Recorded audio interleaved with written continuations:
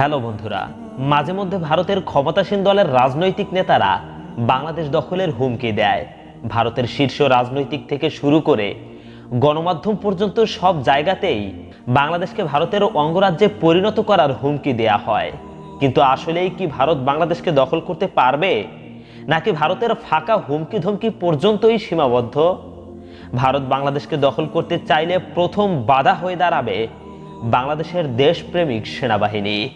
বাংলাদেশকে ভারতের অঙ্গরাজ্য বানাতে হলে আগে বাংলাদেশের এই দেশপ্রেমিক সেনাবাহিনীকে পরাজিত করতে হবে, যেটা ভারতের পক্ষে কখনোই সম্ভব না। কারণ বাংলাদেশের সেনাবাহিনীকে পরাজিত করতে হলে ভারতকে কমপক্ষে 25 থেকে 30 ডিভিশন সৈন্য নিয়ে আসতে হবে। কিন্তু ভারতের সৈন্য আছে মাত্র 40 ডিভিশন, যার মধ্যে আবার 60% চীন সীমান্তে মোতায়েন করা হয়েছে। অপরদিকে পাকিস্তান সীমান্তে কমপক্ষে 30% মোতায়েন রয়েছে, আর বাকি থাকে 10%, যা 7 সিস্টার্স রাজ্যগুলোতে মোতায়েন করা হয়েছে। আর এই পরিস্থিতিতে বাংলাদেশকে দখল করতে চাওয়া মানে ভারতের নিজের পায়ে নিজেদের কুড়াল মারা। ভারত বাংলাদেশের মধ্যে যুদ্ধ বাঁধলে বাংলাদেশ সেনাবাহিনী তাদের পুরোটা শক্তি প্রয়োগ করবে, কারণ ভারত ব্যতীত বর্তমানে বাংলাদেশের আর অন্য কোনো প্রতিপক্ষ রাষ্ট্র নেই। বাংলাদেশের সীমান্তের কাছে শুধুমাত্র ভারত এবং মিয়ানমার রয়েছে, আর অপরদিকে ভারত এবং চীনের সীমান্তে চলে কড়াকড়ি উত্তেজনা। সংবাদ মাধ্যম দ্বারা জানা গেছে যে ভারতের অনেকটা অংশ চীন দখল করে নিয়েছে। ভারত চীন সীমান্ত বিরোধ 60 বছরের পুরনো যে লড়াই, ভারতের গলার কাটা যে চীন, তা এখনই বুঝতে পারবেন। 23 অক্টোবর 1962 শরতের সেই সকালে চীনের সেনারা ভারতীয় সীমান্তে ঢুকে গোলাবর্ষণ শুরু করে। উত্তর পূর্ব ভারতের হিমালয় অঞ্চলে ঘটে এই ঘটনা। চীন ও ভুটান সীমান্তবর্তী ওই এলাকাটি তখন নর্থ ইস্ট ফ্রন্টিয়ার এজেন্সি বা NEFA নামে পরিচিত। এখন সেই অঞ্চল ভারতের একটি রাজ্য, নাম অরুণাচল প্রদেশ। 10 লাখের বেশি মানুষের বাস সেখানে। এ পর্যন্ত চীন অরুণাচলকে নিজেদের অঞ্চল বলে দাবি করে আসছে। সেখানে দুই দেশের সেনাদের মধ্যে অনেকটা সময় সংঘর্ষের ঘটনা ঘটে। চীন ও ভারতের এই দ্বন্দ্ব নিয়ে একটি বই লিখেছেন সুইডিশ সাংবাদিক ও লেখক বার্টিল লিন্টানার।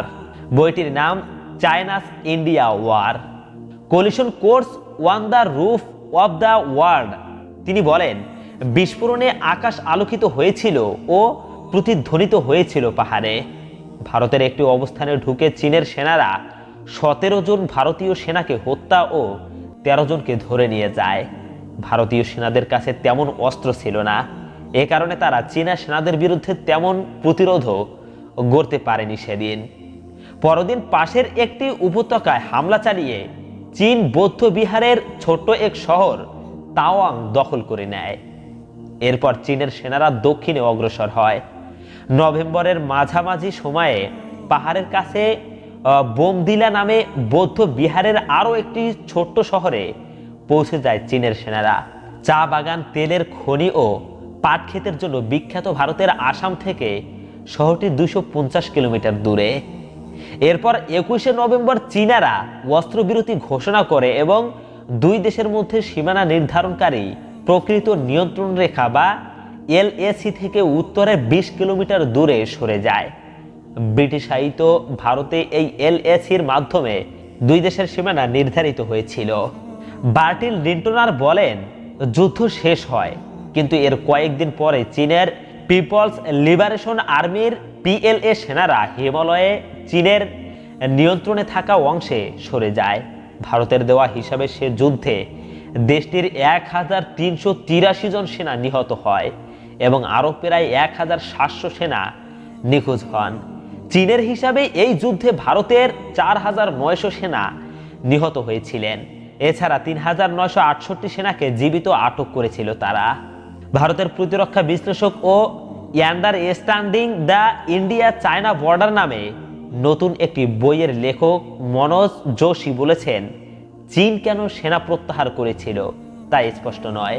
মনোজ যোশী নিজেও এখনো বিষয়টি নিয়ে সন্দিহান।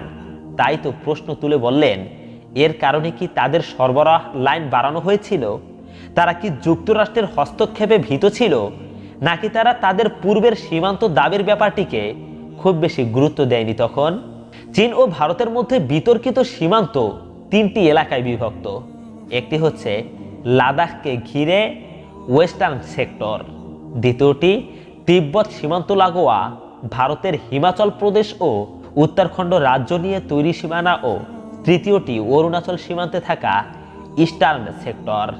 বিশেষজ্ঞদের মতে এটা প্রকৃতই কল্পিত একটি সীমারেখা। ভারত বলছে এটা ৩,৪৮৮ কিলোমিটার দীর্ঘ। এদিকে চীন বলছে সীমানা ২,০০০ কিলোমিটারের কিছু বেশি। ভারত দাবি করে আকসাই চীনের মালভূমি সুইজারল্যান্ডের আয়তনের সমান একটি এলাকা, যা চীন সীমান্তে পশ্চিম অংশে নিয়ন্ত্রণ করে। চীন অরুণাচল প্রদেশ দাবি করে। ভারতের দাবি অনুযায়ী পূর্বাঞ্চলীয় সীমানায় ১,১২৬ কিলোমিটার। তবে ম্যাকমোহন লাইন দ্বারা নির্ধারিত অরুণাচল প্রদেশের এই সীমানার স্বীকৃতি চীন কখনোই দেয়নি। তাহলে দর্শক তো বুঝতেই পারছেন যে চীন এবং ভারত সীমান্তে কতটা অস্থিতিশীল পরিস্থিতি চলছে, কতটা উত্তেজিত পরিস্থিতি সেখানে, তা আপনারা খবরের পাতায় চোখ রাখলেই বুঝতে পারবেন। আর এই অবস্থাতে ভারত কখনোই এই ভুল পদক্ষেপ নেবে না বাংলাদেশকে দখল করার বা বাংলাদেশের উপর হামলা করার। দর্শক, তাহলে এবার জানতে হয় কতটা দক্ষ বাংলাদেশ সেনাবাহিনী। আমাদের গর্ব, আমাদের অহংকার, আমাদের সেনাবাহিনী। বর্তমানে এই বাহিনীর সামর্থ্য প্রায় ৩ লক্ষ সদস্য। ভারতীয় উপমহাদেশের অন্যান্য সেনাবাহিনীর মতো ব্রিটিশ সেনাবাহিনীর আদলে গঠিত হয়েছে এই বাহিনী 7টি ডিভিশন নিয়ে। আমাদের দেশের সেনা সদস্য এখন বিশ্বের বিভিন্ন দেশে শান্তি প্রতিষ্ঠার লক্ষ্যে জাতিসংঘের অধীনে কাজ করছে। আমাদের দেশের সেনা সদস্যের দক্ষতা ও নিষ্ঠার কারণে তাদের সুনাম বিশ্বের বিভিন্ন দেশে ছড়িয়ে পড়েছে। অবশ্যই এই বাহিনী বর্তমানে যুক্তরাষ্ট্রের সেনাবাহিনীর কৌশলগত পরিকল্পনা, কার্যপ্রণালী, প্রশিক্ষণ ব্যবস্থাপনা পদ্ধতি এবং নন কমিশনড অফিসার প্রশিক্ষণ পদ্ধতি গ্রহণ করছে। এটি গোল্ড আন্দাজ, সাজোয়া ও পদাতিক ইউনিট দ্বারা সজ্জিত। আমাদের দেশের সেনা সদস্যরা দক্ষ এবং চৌকস। অফিসারগুলো খুব মেধাবী হলেও আমাদের দেশের সেনা সদস্যদের সরঞ্জামের ঘাটতি আছে। বিশ্বের সব দেশের সেনা সদস্যদের অত্যাধুনিক সরঞ্জাম আছে, কিন্তু এই দিক থেকে বাংলাদেশ একটু পিছিয়ে।